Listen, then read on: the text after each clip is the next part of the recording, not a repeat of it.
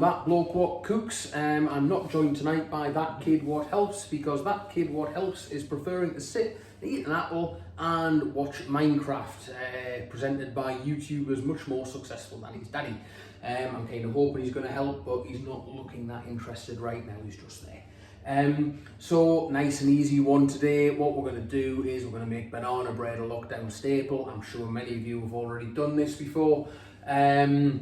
So basic cake recipe is 1-to-1 ratio of butter to flour to sugar. So what we've got 140 grams of butter. This has been chopped up and softened for a couple of hours out the fridge, room temperature. We've got white caster sugar, and we have self-raising flour that's already been weighed out. And we've got a couple of bananas that have been ripened for too long. To be honest, you probably want them a little bit riper than that. It just makes it easier to mash them up and makes the cake a bit fluffier. We're going to put a bit of vanilla extract in there, and obviously, 2 eggs. So, very straightforward. What we're going to do first is we are going to plonk 140 grams of caster sugar into here. I'm just standing back so I've got my scales. There we are. And then I'm going to take my mixer. It's taken me 2-3 minutes to do that. And what you want is, a lot of recipes will say, mix it until it's light and fluffy. What that actually means is that you've mixed it through, there's no lumps of butter left in there, it's a consistent mixture, and when the whisks, your beaters or your whisks come through the mixture, what's left behind looks a bit fluffy. Now, if you're not sure that that's fluffy enough, just keep mixing it. Do it for another minute until you're satisfied that it is. I'm satisfied that it is. And then what you're going to do is you're going to add your eggs. So you've got 2 eggs, add them one at a time. What you don't want to do is separate the mixture. You run the risk of doing that if you crack them both in together. But I'm just going to crack my eggs in there, try and look professional, not very. There we are. There's no shell in there though, that's the main thing. And then I'm just going to mix that in again, one at a time, until it's thoroughly mixed in. And again, if you're not sure whether it's thoroughly mixed in, mix it for a bit longer. Okay, so your mixture's there. You've got your eggs, you've got your sugar, you've got your butter in there. That's all nicely mixed up. Your next job is to mash your bananas. So if you need these very ripe, as I've said before, should come apart really easily. Just crack them into a bowl like that, split them up a bit. And I'd prefer these to be slightly riper. Just take these straggly bits that you get on them, just take them off, and that little bit on the bottom as well, take that out, crack them in, and then just get a fork and just mash them up. Okay, so we've got a nice sludge. Doesn't that look delightful? And can't emphasise this enough, knock as many of the lumps out as you possibly can, because you're going to get a much fluffier, lighter bread the more liquid this is. What we'll do now, a little bit of vanilla extract, probably about half a teaspoon if you're measuring. There we are. Mix that into your bananas, and then the order in which we chuck it in is 140 grams of flour, self-raising flour, into the mix with your butter and sugar.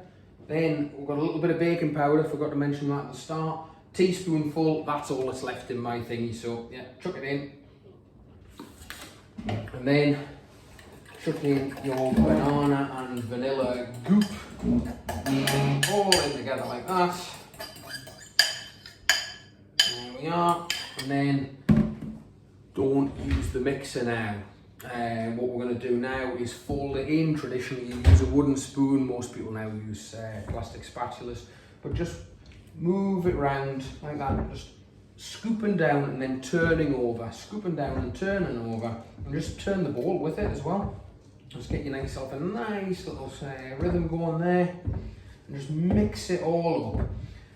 And basically until you can no longer see free flour in there. So all the way that the flour has been mixed into the mix, then that is when you should stop. And this is the point where you might overmix it. Because what you don't want to do is lose any air in the system, because that will help your cake be nice and fluffy. So that's all nice and mixed up. I've had my oven sitting warming up to 160 for a fan oven. My oven's not that great, so mine's sitting at about 170. And what we're going to do is we're going to pour the mixture into our greased cake tin. I'm going to stick it in the oven 40 minutes, probably take about 45. Stick your timer on for 40 minutes, and then what you do is have a look at it after 40 minutes. Get a wooden skewer, cocktail stick, wooden skewer is better. Stick it in and pull it out. If it's got any cake on the outside, stick the cake back in the oven for about another 5 minutes and try again. That's the way that you check whether your cake's done or not. Okay, so that is our cake in the oven, and now you've just got to try and find something to do for the next 40 minutes.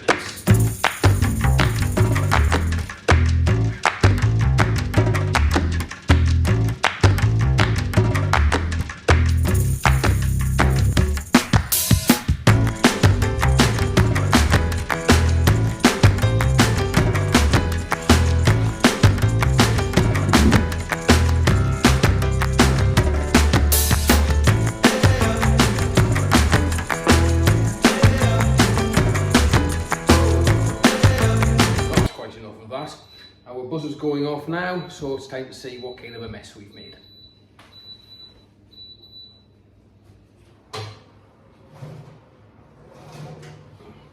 So looking at it now, I think that probably does need a little bit longer. But like I said before, we've got our skewer here, and just put it in diagonally, making sure you go through the centre of the cake. Push it in gently, gently pull it out. And there we go.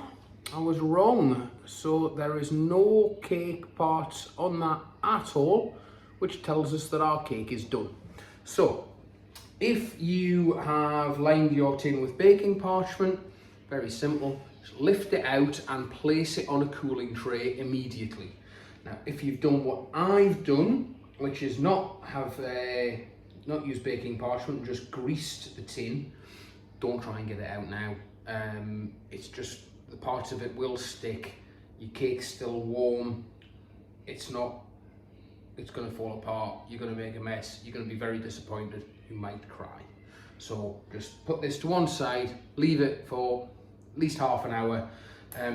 What you're probably going to need to do is then sort of gently run a knife around the outside, carefully just ease it out of the tin, and then place it on a cooling tray.